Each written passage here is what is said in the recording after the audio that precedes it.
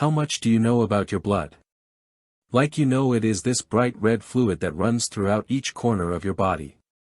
You know it is pumped from this major organ called the heart.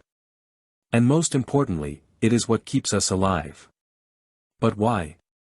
What is in your blood that makes it so special to sustain life?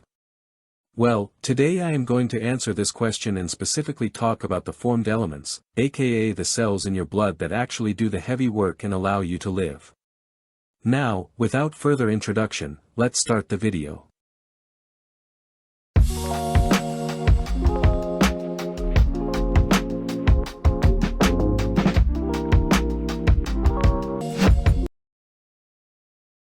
Of the formed elements, the first we are going to talk about are erythrocytes or red blood cells.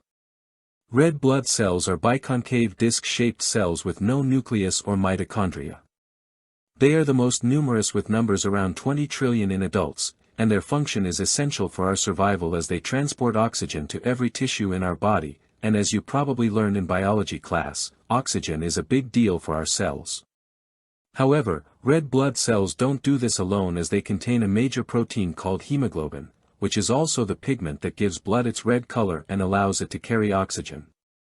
Just for the fact, each red blood cell has about 280 million hemoglobin molecules, which can carry up to 1 billion oxygen atoms. Now, the next type of cell are white blood cells or leukocytes. These cells are the fewest in number but huge in impact. White blood cells play a vital role in protecting the body against infections and foreign invaders, and in doing so, they hold the title for being your body's main immune cells against pathogens. There are various types of white blood cells, with some being involved in bacterial responses while others only in viral responses. Some even release histamine, a substance which you can blame for giving you allergies and inflammation.